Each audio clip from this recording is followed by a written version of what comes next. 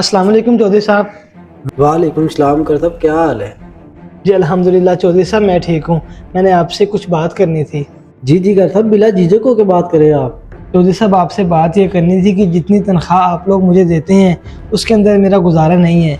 मेरे बीवी बच्चे सारे मामलात हैं, तो लिहाजा मेहरबानी करें कि मेरी तनख्वाह थोड़ी सी बढ़ा दें। इमाम साहब, 10,000 में आपका गुजारा नहीं होता? इमाम साहब, रिहाइश आपकी फ्री है, बिजली आपकी फ्री है, मलिक साहब की तरफ से खाना आपके घर आ जाता है। अभी भी आप कह रहे हो कि 10,000 में आपका गुजारा नहीं होता? चौधरी साहब, ये सब बातें आपकी ठीक हैं, लेकिन बिजली और खाने पीने के अलावा कुछ बीवी बच्चों के भी अखराजात होते हैं, जिसके लिए ये 10,000 तनख्वाह मेरे लिए बहुत कम है।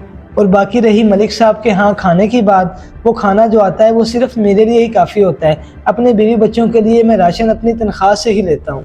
देखिए इमाम साहब, अभी पिछले महीने तो आपकी तनख्वाह बढ़ाई है, 8,000 से 10,000 कर तो दी, और आप इस महीने दोबारा तनख्वाह बढ़ाने की बात कर रहे हैं। माशाल्लाह से चौधरी साहब, आप तो कारोबारी आदमी हैं। आपको भी पता है कि पिछले महीने खाने की अशिया का रेट क्या था और इस महीने की रेट कितना अप हो गया है। ठीक है इमाम साहब, मैं कमेटी से बात करूंगा, अगर आपकी तनख्वाह बढ़ती हुई तो जरूर बढ़ाएंगे। अल्लाह हाफिज। इस इमाम साहब की ख्वाहिशात भी पिछले की तरह बढ़ गई हैं, लगता है इसको भी बदलना पड़ेगा। अस्सलाम वालेकुम इमाम साहब। वालेकुम सलाम। इमाम साहब, सब खैरियत? ये चौधरी साहब से आप किस बारे में बात कर रहे थे? बस उनसे तनख्वाह के सिलसिले में बात कर रहा था, क्योंकि 10,000 के अंदर मेरा गुजारा नहीं होता। ठीक है इमाम साहब, फिर करते हैं कुछ इंशाल्लाह। अल्लाह हाफिज। अरुण, खैरियत से आना हुआ? आज जब सुबह मैंने दुकान खोली और मेरे पास इमाम साहब का बेटा आया और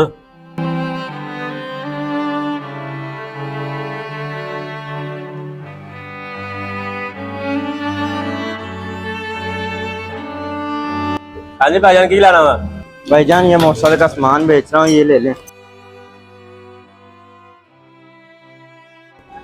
अरे इमाम साहब का बेटा, बेटा इधर आना। अंकल, अरे तुम तो इमाम साहब के बेटे हो, ऐसी क्या वजह बन गई जो तुम सामान बेच रहे हो? अंकल, अम्मी की तबीयत खराब है, पैसे नहीं थे, इसलिए पापा ने ये सामान बेचने के लिए कहा। बेटा आप इस तरह करो, बताओ ये सामान कितने का है? अंकल, 500 का ये सामान। बेटा आप इस तरह करें, ये सामान यहाँ पर रख दें और घर चले जाएं।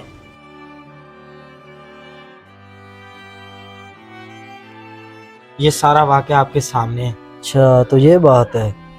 चौधरी साहब, क्या आपको ये नहीं लगता कि हमें इमाम साहब की तनख्वाह बढ़ा देनी चाहिए?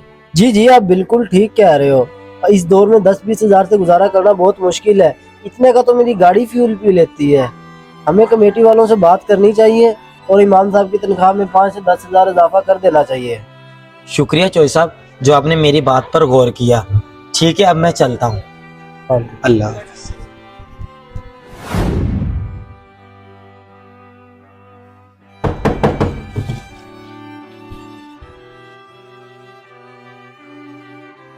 अस्सलाम वालेकुम इमाम साहब।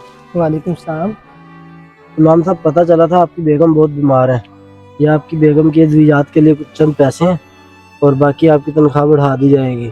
चौधरी साहब, बहुत शुक्रिया, आपने मुझ गरीब का ख्याल किया। इमाम साहब, शुक्रिया की कोई जरूरत नहीं। हाँ, और एक बात याद आई, दोबारा अपने बेटे को कभी काम पे ना भेजना, उसकी पढ़ने लिखने की उम्र है, उसे स्कूल वगैरह भेजें। हाँ, और अगर दोबारा मेरी कभी जरूरत हो तो मुझे याद कर लेना। अल्लाह हाफिज। हम अपनी ज़रूरियात के लिए तो लाखों रुपए खर्च कर देते हैं, लेकिन इमाम मस्जिद को देने के लिए हमारे पास कुछ नहीं होता। उसको तनख्वाह देते भी हैं तो रो रो के। लिहाजा हमें चाहिए कि हम इमाम मस्जिद की ज़्यादा से ज़्यादा तनख्वाह दें, क्योंकि वो हमें 5 वक्त की नमाज पढ़ाता है और हमारे बच्चों को कुरान की तालीम देता है। अगर आपको हमारा ये मैसेज अच्छा लगा तो इसको सदका जारिया समझकर आगे शेयर करें, हमारे पेज को फॉलो करें। शुक्रिया।